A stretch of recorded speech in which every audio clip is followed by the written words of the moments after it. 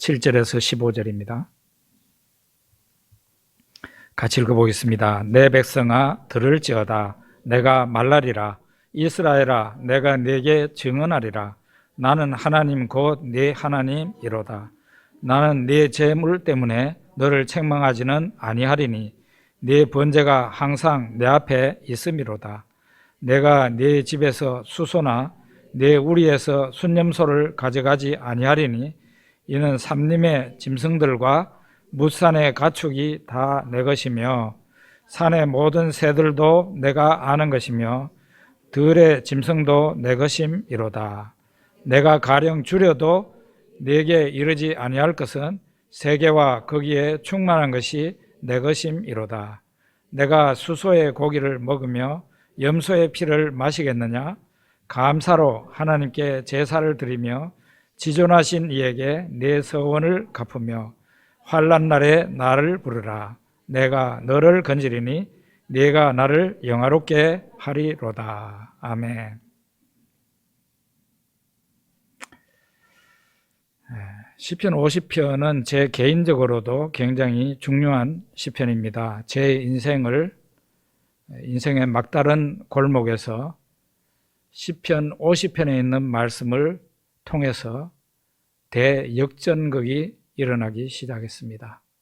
제 인생에 제 눈앞에 죽음이 가물가물하고 있을 때, 희망이라고는 0.1%도 없을 때, 시편 50편에 있는 한 구절을 통해서 제 인생이 뒤집히게 되었고, 여러분과 지금까지 이렇게 밝은 얼굴로 볼 수 있는 것도 시편 50편에 있는 중요한 말씀, 환난 날에 나를 부르라. 내가 너를 건지리니 네가 나를 영화롭게 하리로다. 50편 15절 이 말씀이 제 마지막 순간에 죽어가던 저한테, 꺼져가는 등불과 같은 저한테 어마어마한 힘을 주었고 믿음을 주었고 용기를 주어서 정말 저는 하나님 앞에 기도할 수 있는 힘을 얻었고 하나님의 은혜로 고침을 받았고 새로운 인생이 제 홍해와 같이 열리게 된 것입니다. 그런데 이 시편 50편은 이 15절 말씀만 있는 게 아니에요. 전체적으로 읽어보면은 이 감사절에 정말 꼭 필요한 말씀이고 묵상해야 될 말씀이 아닌가 그렇게 생각합니다. 50편 4절에서 6절 한번 읽어봅시다. 우리 아까 읽었는데요. 아닙니다. 그 4절에서 6절 읽어보겠습니다. 하나님이 자기의 백성을 판결하시려고 위 하늘과 아래 땅에 선포하여 이르시되 나의 성도들을 내 앞에 모으라. 그들은 제사로 나와 언약한 이들이니라 하시도다. 하늘이 그의 공의를 선포하리니 하나님 그는 재판장이시미로다. 하나님께서 내 백성을 내 앞에 모으라 이렇게 말씀하시면서 그 하나님의 백성이 어떤 사람들이냐?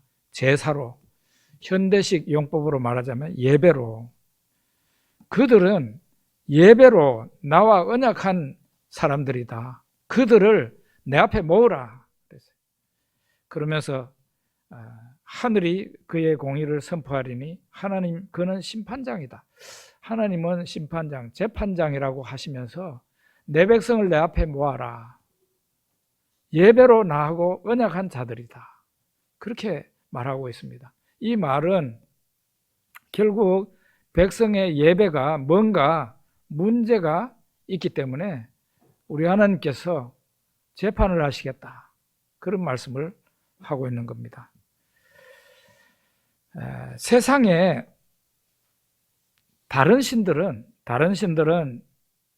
자기 백성에게 잘해주는 걸, 무조건 잘해주는 걸로 나와 있어요.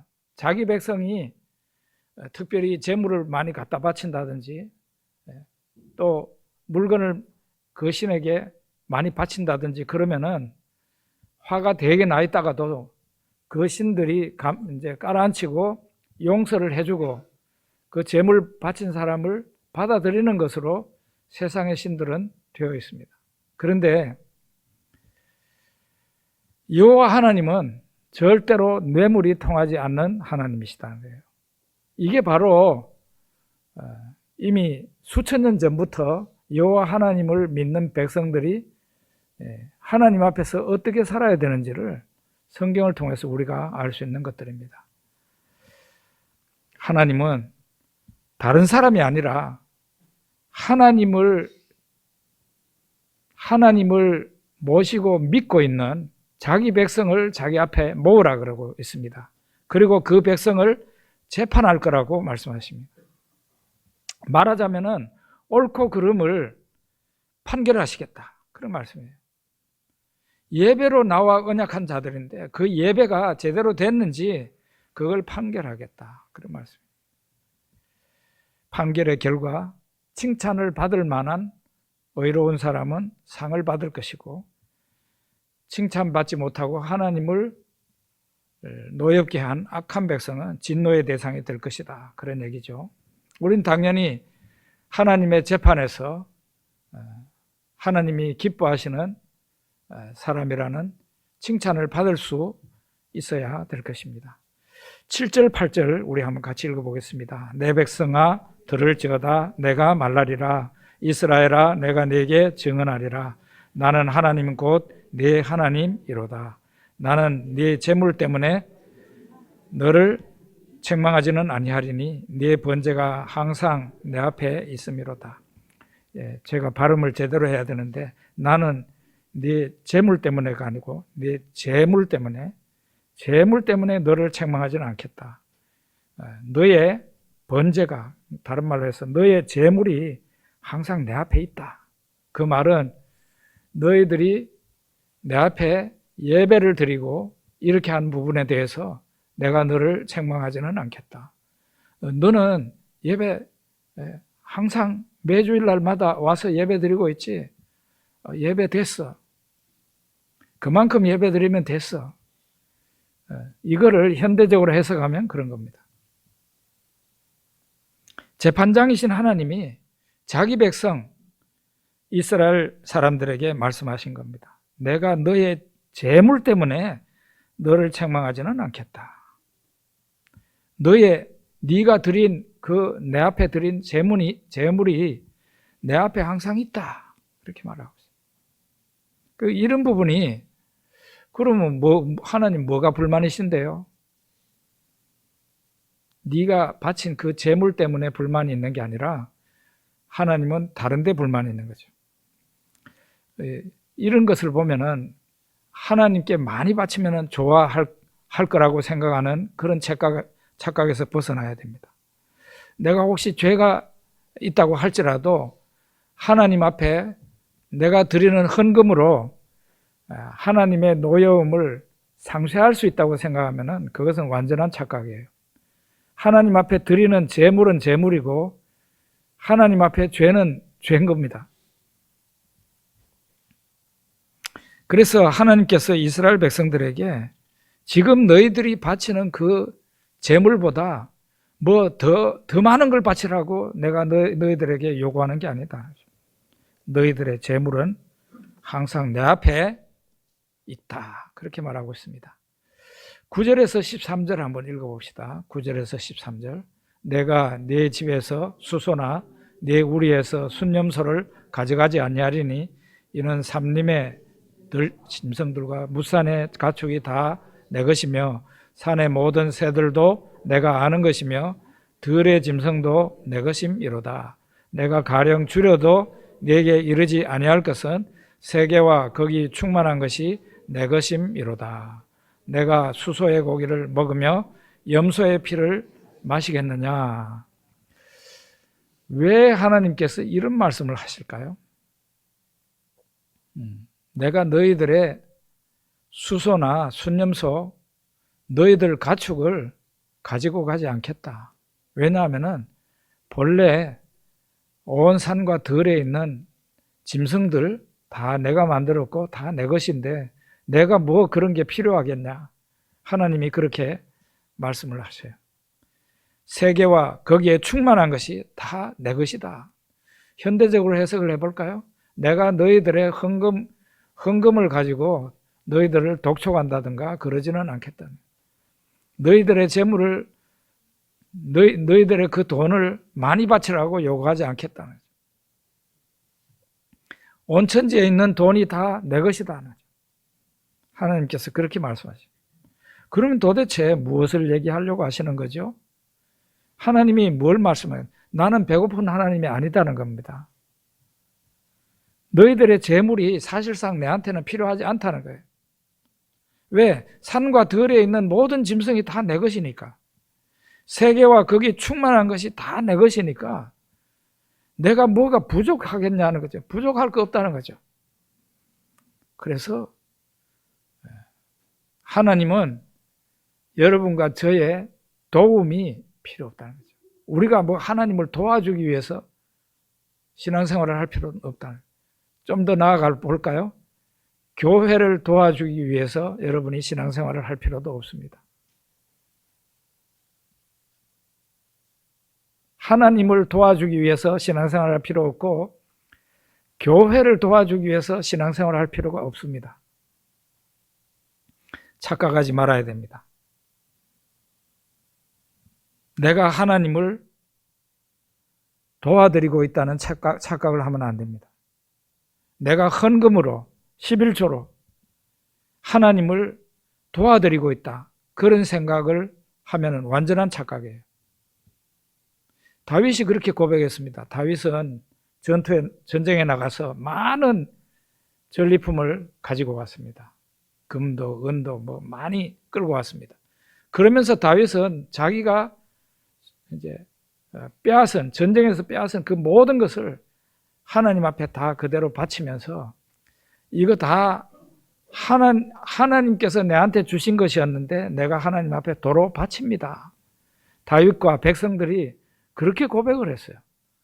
헌금을 드리면서도 내 것을 가지고 드린다는 말을 하지 않고 하나님의 것을 나에게 주셨는데 내가 하나님의 것을 도로 하나님 앞에 바칩니다. 그렇게 말을 했어요.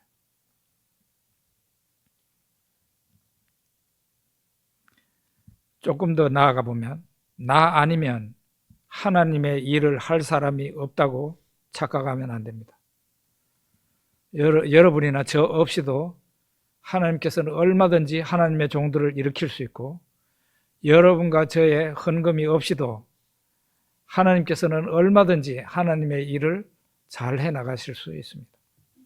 하나님은 자유로우신 분이며 모든 것에 충족한 분입니다. 이미 하나님은 충만하신 분이라는 거죠. 그러니까 우리의 도움이 필요가 없어요. 14절 한번 읽어봅시다. 감사로 하나님께 제사를 드리며 지존하신 이에게 네 서원을 갚으며. 하나님은 우리의 도움이 필요 없다고 말씀을 하시면서 그 대신에 뭘 하라고 그러십니까? 감사로 하나님 앞에 제사를 드리라. 예배를 드릴 때 감사한 마음으로 예배를 드리고 그렇게 하라는 거예요. 감사로 하나님께 예배를 드리고 약속한 것이 있으면 하나님 앞에 약속한 것이 있으면 그것을 지키라 그렇게 말씀해요. 서원이라는 게 약속이에요. 하나님 제가 이렇게 할게요. 그래. 특별히 어려운 일을 당할 때 그러죠. 병들어서 저같이 병들어서 죽을 날이 그냥 오늘 내일 그럴 때 하나님이 저를 살려주시면 제 평생을 하나님이 시키시는 대로 할게요. 목사가 되라면 목사가 될게요. 그래가지고 제가 목사가 된 사람이에요. 이게 서원인데 하나님 앞에 서원을 했거든 빨리 지키라. 두 가지예요. 하나님 앞에 감사의 예배를 드리고 하나님 앞에 약속한 것이 있으면 지켜라.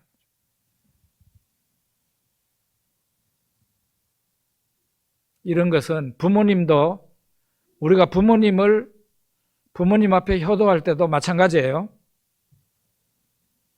완전 똑같아요. 명절이 되면 추석이나 설이 되면 자식들이 뭐 선물을 사들고 서울이나 부산에서 부모를 찾으러 옵니다. 부모님 은혜에 감사하는 마음으로 쫓아오는 자녀들도 있고, 그냥 내가 이걸 안 하면은 안 될 것 같은 그런 마음에 형식적으로 부모를 만나러 오는 자녀들도 있습니다.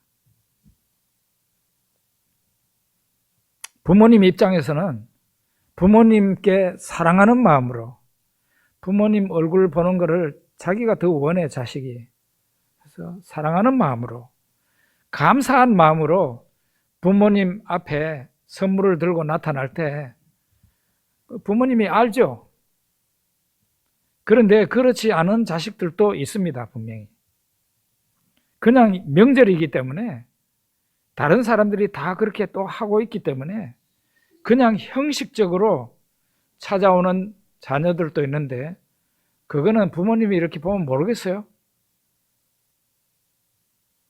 70, 80, 90을 사는데 세상 살면서 온갖 눈치는 다 그냥 보실 수 있는 분인데, 딱 얼굴만 봐도 알잖아요. 저놈이 나를 좋아해서, 나를 진심으로 내한테 고마워서 효도로 오는구나. 알죠, 부모가. 그런데 부모에게 억지로 온 자녀는 벌써 알죠, 부모가. 쟤는 억지로 왔구나. 그러니까 꼬다놓은 보리자루 같이 앉아서 시무룩해가지고. 저같이 자존심 센 사람은요, 야, 너 그렇게 오기 싫거든 오지 마라. 저는 그런 부분에 대해서는 직선적이에요. 뭘 그렇게 오느냐. 너도 불편하고 나도 불편하다.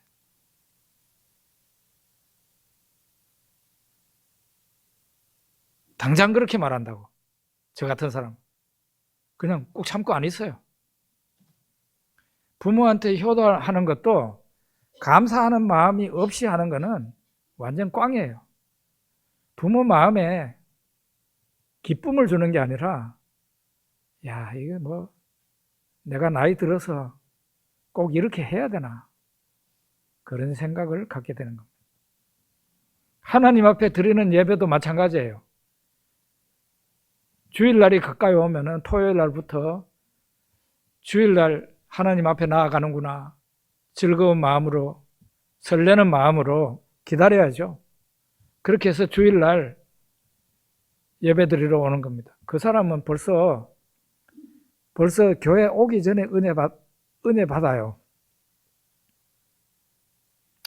우리 수요일 날 시편 강해를 1편부터 150편까지 했는데, 그 중에 성전에 올라가는 노래라는 그 부분이 있었어요. 그게 뭔가 하면은 저 멀리 타국에서, 저 먼 곳 갈릴리에서 성전을 향해서 출발하면서 부르는 노래입니다. 그러니까 예배가 교회에 나와서 예배가 시작되는 게 아니고 집에서 출발하면서 예배가 시작이 되는 거예요. 여러분한테 말씀드립니다. 지금 오늘도 억지로 나오신 분들이 혹시 있거든. 다음부터는 나오지 말아요. 나올 필요 없어. 한 일주일 동안 회개하고 다시 나오든지.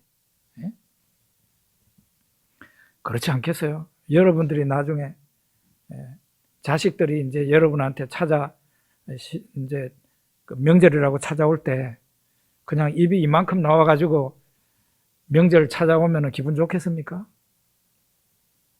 하나님 앞에 드리는 예배도 마찬가지예요. 헌금 드릴 때 꼭 뺏기는 기분으로 헌금합니까? 아유, 그런 헌금 치우세요. 좀 심하게 말할까요? 때려치우세요. 때려치워. 감사함으로 예배 드리십시오. 제가 알고 있는 11조 헌금도 감사의 성격을 가지고 있는 겁니다. 하나님이 내한테 이렇게 여러 통로를 통해서 나한테 돈을 주시고 한 그것을 감사한 마음으로 10분의 1을 떼는 거예요. 그래가지고 하나님 앞에 드리는 게 11조헌금입니다. 감사가 없는 효도는 부모님 자존심에 상처를 냅니다. 마찬가지로 감사가 없는 예배는 하나님 심기를 불편하게 하는 것입니다. 세계와 거기에 충만한 것이 다 내 것임이로다 하나님 말씀하시는데 하나님이 뭐가 불편해가지고 우리의 예배를 요구하시고 뭐가 부족하셔서 예배를 요구하시고 그러냐는 거죠. 억지로 할 것 같으면 하지 마라. 예배를 억지로 올 것 같으면 오지 마라. 왜냐하면 하나님은 여러분 대신에 다른 예배자를 일으키실 겁니다. 15절 한번 같이 읽어봅시다. 환난 날에 나를 부르라. 내가 너를 건지리니 네가 나를 영화롭게 하리로다.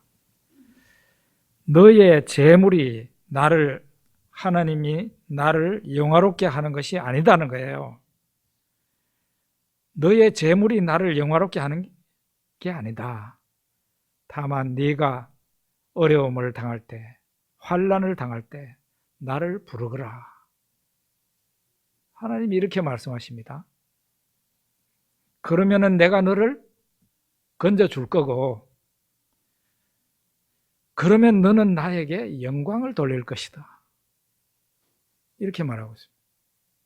여러분, 부모님하고 딱, 부모 자식 간하고 비유가 딱 맞아요, 이게.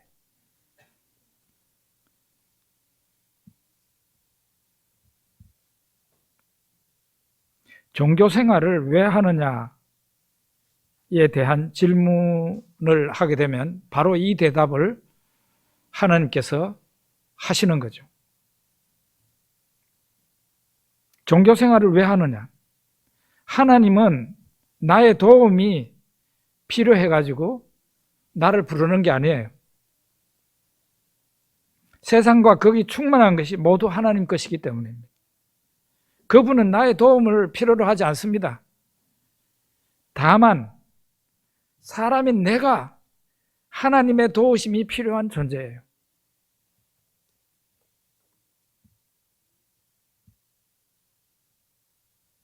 비슷한 말씀이 신약 성경에 있는데요. 마가복음 2장 27절에 보면 같이 읽어봅시다. 또 이르시되 안식일이 사람을 위하여 있는 것이요 사람이 안식일을 위하여 있는 것이 아니니.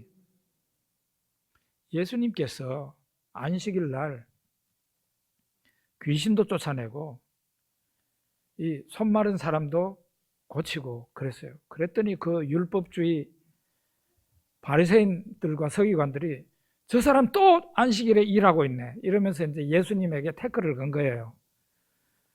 그러니까 예수님이 야 너희들한테 내가 한 말 하겠다 그러면서 너희들 혹시 안식일 날 구덩이에 양이나 낙이나 이런 게 빠졌으면 그 구덩이에 빠진 양이나 짐승이 있으면 안식일이라고 그냥 가만히 내버려 두냐? 그거 건져내지 않냐고. 하물며 이 아브라함의 자손인 이 사람이 지금 이 고통을 당하고 있는데 안식일에 내가 이 사람 병을 치료해 주는 게 너무 옳지 않냐 이거예요. 그러면서 예수님이 딱 결론적으로 뭐라 그러는가 하면은 안식일이 사람을 위해서 있는 것이지 사람이 안식일을 위하여 있는 것이 아니다는 거죠. 예수님 당시에 그 유대교가 바로 이렇게 종교의 역할을 못하고 있었던 거예요. 종교라는 것은 사람의 마음을 편안하게 해주고 기쁘게 해주고 사람을 올바른 대로 인도해야 되는데 예수님 당시에 유대교가 그 유대교 신자인 이스라엘 사람들에게 무거운 율법의 짐을 어깨에 지운 거예요. 그래서 그들은 어떤 식으로 신앙생활을 했느냐 하면은 그들이 안식일을 위해서 존재하는 것처럼 살았어요. 그런데 예수님이 혁명적인 말을 한 거예요. 안식일이 사람을 위해서 있는 거지 사람이 안식일을 위해서 있는 게 아니야. 이거를 우리 오늘날 한번 적용해 볼까요? 내가 예배를 위해서 있는 게 아니고 예배가 나를 위해서 있다. 그런 얘기입니다. 좀 더 나아가 볼까요? 이건 해석을 잘해야 되는데 내가 하나님을 위해서 있는 것이 아니고 하나님이 나를 위해서 있다는 거예요. 이거는 좀 해석을 잘해야 됩니다. 그렇기 때문에 하나님이 나를 위해서 있기 때문에 예수님이 성자 하나님이 이 세상에 희생하러 오실 수 있었던 거예요. 이게 기독교입니다. 그런데 종교가 부패하고 타락하게 되면은 그 신자들의 어깨 위에다가 무거운 율법의 짐을 지웁니다. 성경에도 말하지 않는 그런 짐을 막 지웁니다. 예수님께서 그래서 바리새인들과 서기관들을 책망을 했어요. 안식일이 사람을 위해서 있는 것이지 사람이 안식일을 위해서 있는 게 아니다는 거죠. 이만큼 사람이라는 존재가 존귀한 존재입니다. 하나님 앞에서는요. 부모 자식 간으로 딱 한번 생각을 해보세요. 부모가 자식을 위해서 존재하는 겁니다. 자식이 부모를 위해서 존재하는 게 아니에요. 응? 맞습니까? 대답을 못 하셔. 부모가 자식을 위해서 있는 거예요. 부모가 자식을 위해서 있는 겁니다. 자식이 부모를 위해서 있는 게 아니에요.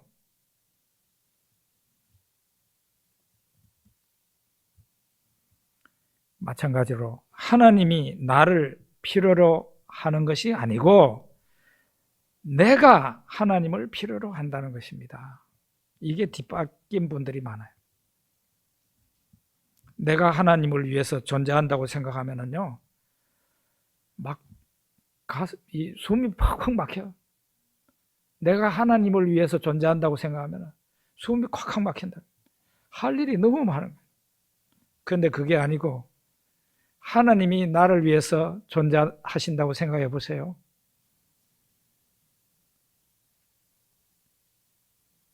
교회도 마찬가지입니다. 내가 교회를 위해서 존재하는 게 아니고 교회가 나를 위해서 존재합니다. 교회를 그래서 모친이라고 그래요. 어머니예요. 교회가 어머니예요. 여러분과 제 어머니예요.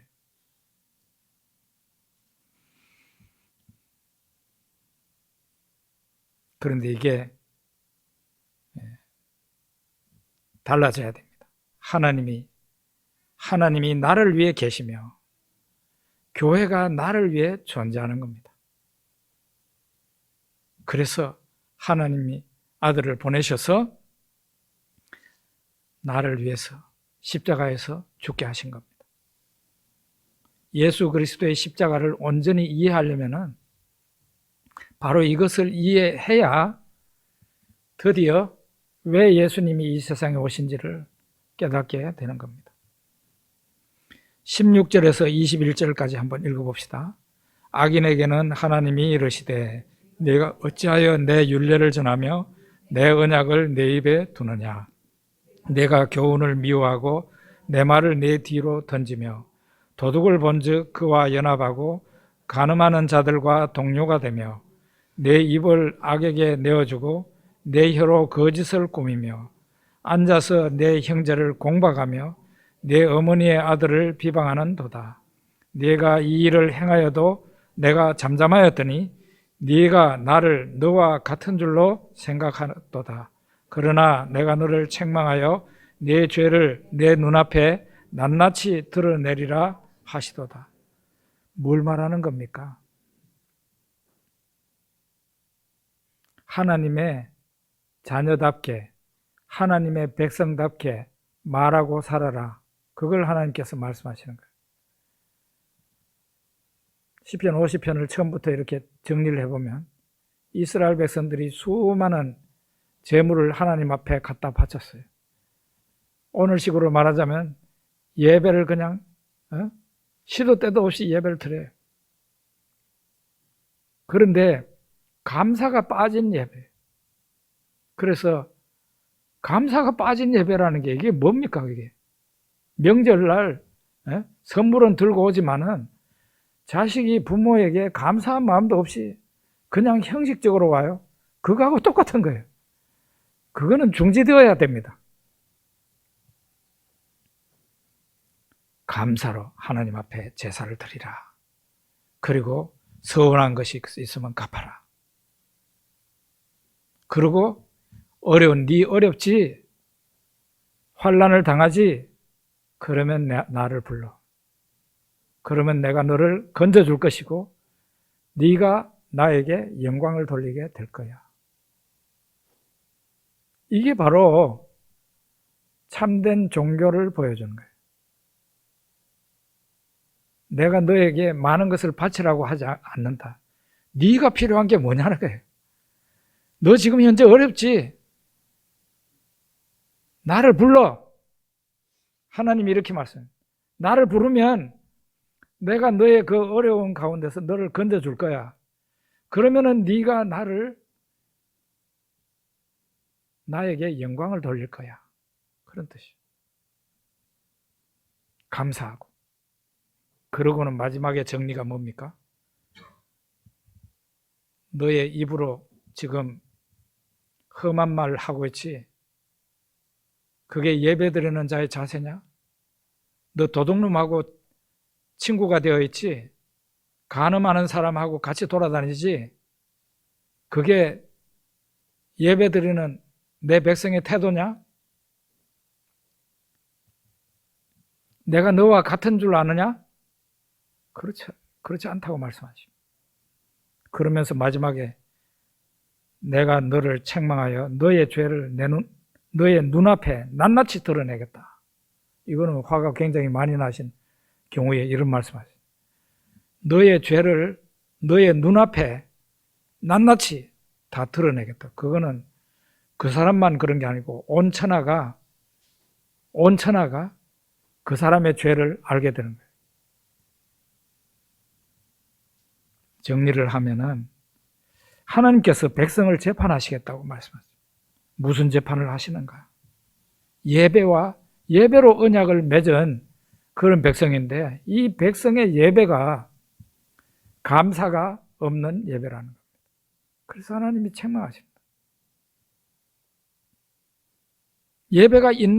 감사가 있는 예배인가? 감사 없이 형식적으로 드리는 예배인가? 그거를 하나님께서 재판하시겠다. 그러면서 내가 너희들에게서 뭘 많이 바치라고 말하는 게 아니라 네가 어려움을 당하고 환난을 당할 때 나를 불러라. 내가 너를 건지리니 네가 나를 영화롭게 하리라. 그러면서 마지막에 하나님 백성답게 말하고 행동하고 살아라. 만약에 그렇게 하지 않으면 너의 눈앞에 너의 지은 죄를 낱낱이 다 열거하겠다. 얼마나 무서운 하나님이십니까? 감사절에 감사의 예배가 감사하는 삶이 얼마나 중요한 건가 하는 것을 오늘 우리에게 시편 50편 통해서 보여주셨습니다. 기도하겠습니다.